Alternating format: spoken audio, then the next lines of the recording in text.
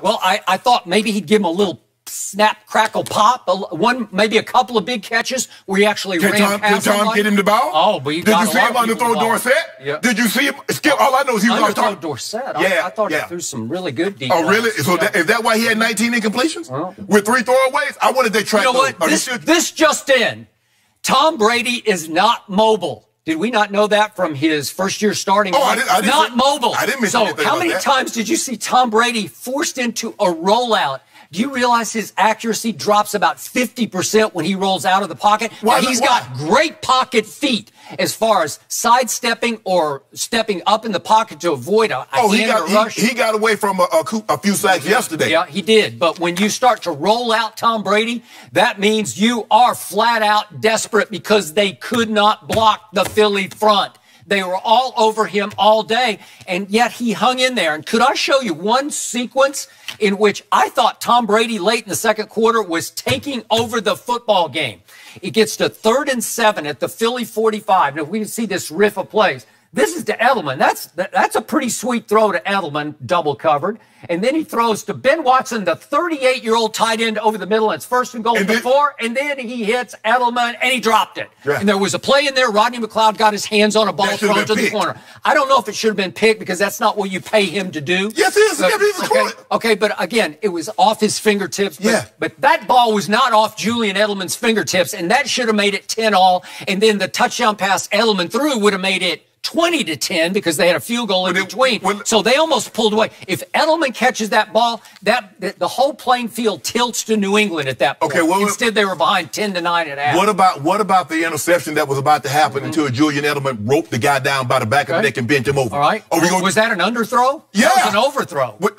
It was about to be an interception. Okay. So I want you to have that same because he should have caught it or Julian Edelman should have caught that. Tough day, man. Hey, listen. Day, who threw more off-target passes in this game? Help me out. Carson Wentz or Tom Brady? Because every time I looked up, Carson Wentz was wild high, wild low, wild wide right, wide left. It was horrendous. I'm not here to debate that. I thought Carson Wentz played one of his worst games that I've ever seen him play, and you know I watch all his games. But that being said, he still had the ball on Aguilar's hands for the game-time touchdown. And that's why that guy said that. Skip, remember about a month and a half ago, the guy said when the building was burning, he said we were tossing babies and we were catching them, saving lives.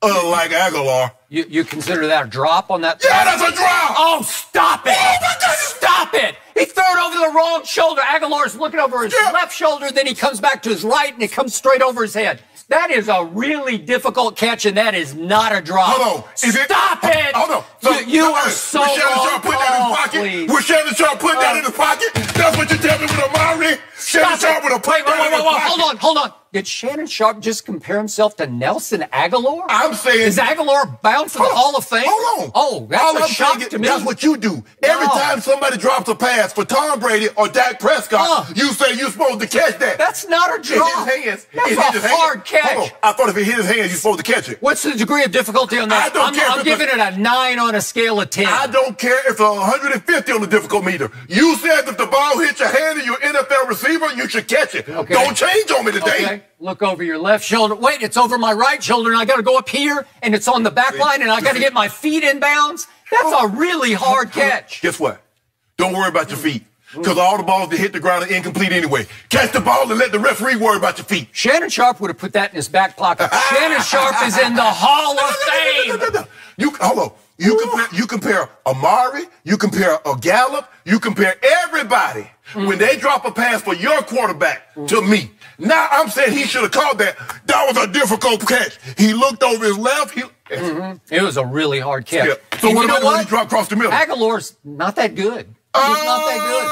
Has he ever been that good? Has he ever been that guy? That's not what we're talking about. He's an NFL receiver, and he's paid handsomely to catch the football. Did he catch it? So as bad as Walker to him played, and he was awful, he had the ball in the guy's hand with a chance to tie the game with 30 seconds to go. But you know what? It wasn't going to happen. I wasn't even nervous about it because when I saw him go like this and go like that, I said, there's no way he's going to bring this one down. Of course not. Not nervous. Did you see how many? Did you see the one he dropped in Atlanta? What did he have to do with that one, Skip? When Walker to him hit him up the rail.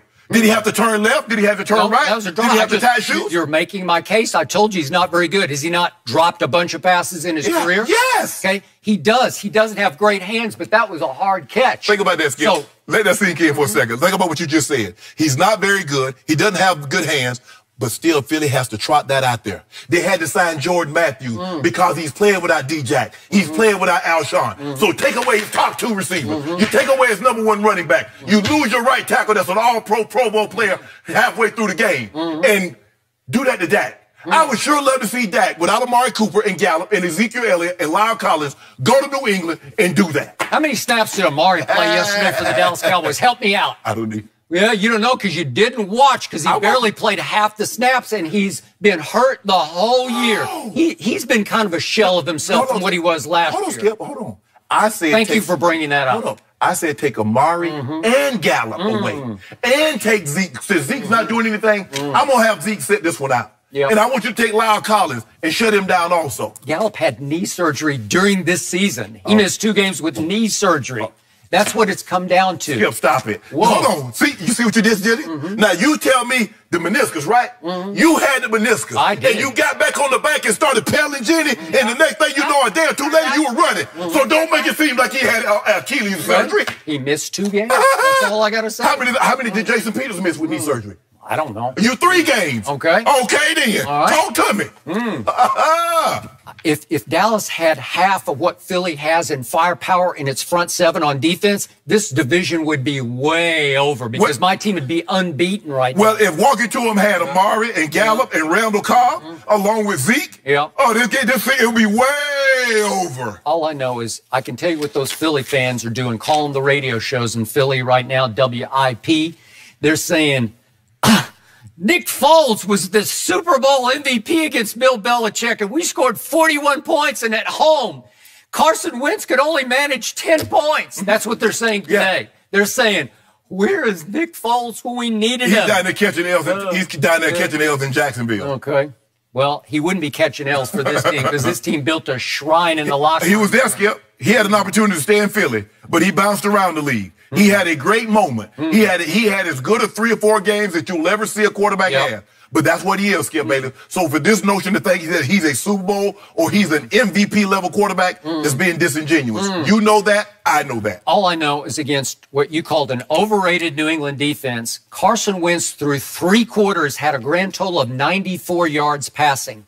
If Dak Prescott had dared to have 94 against Detroit or whoever it was through 3 quarters, I would never hear the end of it on this show. I would hear about it for the next 10 years, however long Dak plays. Look, walking to him was bad. He was inaccurate. He missed Arcega-Whiteside when the game could have really opened the game. He missed him on a rail throw. It needs to be an up and down. He shot the ball 5 yards out of bounds. He threw the ball 5 yards out of bounds to Ertz. He was awful yesterday. With all that being said, he still put the ball on Aguilar's hands for a game-tying touchdown. That's what he did. As bad as he was.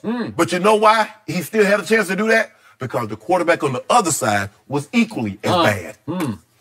And to wrap up Carson Wentz's day, do you realize that it took until 4 minutes were left in the game for him to pile up some garbage yards because he had 3 big throws Your guy do that all the time. Well, your guy did it to Arcega-Whiteside for 29 out of the end zone. It was a nice throw, but it was a broken play where he scrambled left in the end zone and just gunned it up the field, closed his eyes and threw it. He didn't close his eyes. He knew what the man was. Then he did get Aguilar to catch 1 for 19. And finally, he threw one to Zach Ertz for 21. These are all against semi-prevent defenses where it's just like, here, you can have that because you can't have that. Oh, so kind of like they was doing like Green Bay did against Dak when he piled up 463. I didn't see any prevent. 31-3. So let me get this right. They're playing prevent 17-10, but they're not playing prevent in 31-3. I'm confused. Late in the game, if it's a 7-point game and you got to get it in the end zone, they're saying you can have that underneath stuff. Right. You can have the 15s. So what you think they were saying? What Green Bay was saying? I saw Green Bay play nose-to-nose, press man the whole game. So, go back and look at the tape. Well, I'm confused then. So if they were doing that and Dak didn't pile up those numbers, When it was 7-0, 14-0, 17-0, 24-0, 31-3, I'm confused. Why would he do it then? Why all of a sudden? Well, he figured him out. He threw one to Amari Cooper. No, it should have been a big game right there, and he dropped it. And by the way, that's a drop. Amari started the game yesterday with another drop, and now Dallas is still tied for second and drops in the lead. Skip, well, help me understand. Amari, the ball hits Amari hands, it's a drop. Yeah. The ball hits Aguilar hands, that's the degree of difficulty. I didn't think Aguilar was going to catch it. That's not a drop. You didn't think Aguilar was going to catch it? The degree of difficulty of the Amari play right here, that's like a degree of difficulty of a 1. It's him right there. Actually, it's not. Right there. No. Right there. No, it's got to not. catch that. No, it's not. If you watched him the last 10 games last year, you'd say he put that ball in his back pocket. I'm not talking about the last 10 games. Yeah. I'm talking about right now. I'm talking about yesterday.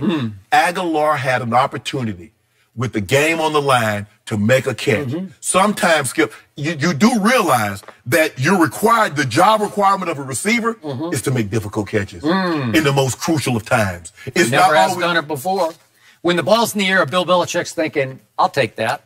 Of course. I can live with that because it's a max blitz, zero blitz. Skip, let that sink in for a second.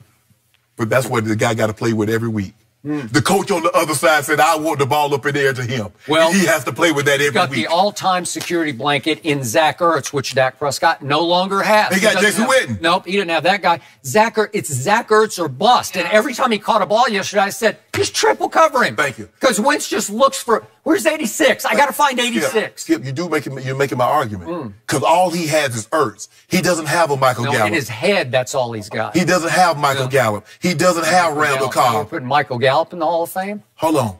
Oh, so now you came out here and you said Michael Gallup's going to have a bust-out season. You watch out for him. Now, all of a sudden, you reneging because you want to hype Dak. You want to hype Dak so much that you want to shortchange Gallup. He's dropped a lot of balls. Oh, my goodness. And Dak has thrown a lot of interceptions. And he's tied for second in touchdown passes. Whoops. Hold on. Whoops. Russell Wilson the bye week. Wait, so... One guy is 22-1. Carson Wentz is throwing to Zach Ertz and Dallas Goedert. And as they said on the telecast yesterday, those two together, that's probably the best tight end combination. I'll take Amari Cooper and Gallup over Dallas Goedert and Zach Ertz. Right. We're talking about tight ends. And I'm talking, no, hold on. You don't just throw to the tight ends. You take them over Jason Witten, excuse me, and Blake Jarwin? Okay, I'll tell you what. I'll give you Aguilar and Jordan Matthews. Give me Michael Gallup and Amari Cooper. Okay. I didn't think you want that. I didn't think you want that trade. All right. Well, Tom Brady wasn't happy after that one, and now the Cowboys come to town, so that's a whole different challenge for him. Let's go, Dak. Let's go, Dak. Let's go, Dak. Really? Well, that's what we're saying these days? Yikes. That is interesting you bring him up because we're curious if he proved yesterday that the Cowboys are actually his team. Now, we've been hearing that. Let's dig a little deeper. Don't forget, you can check us out every day on the Fox Sports Channel and SiriusXM. We'll be right back.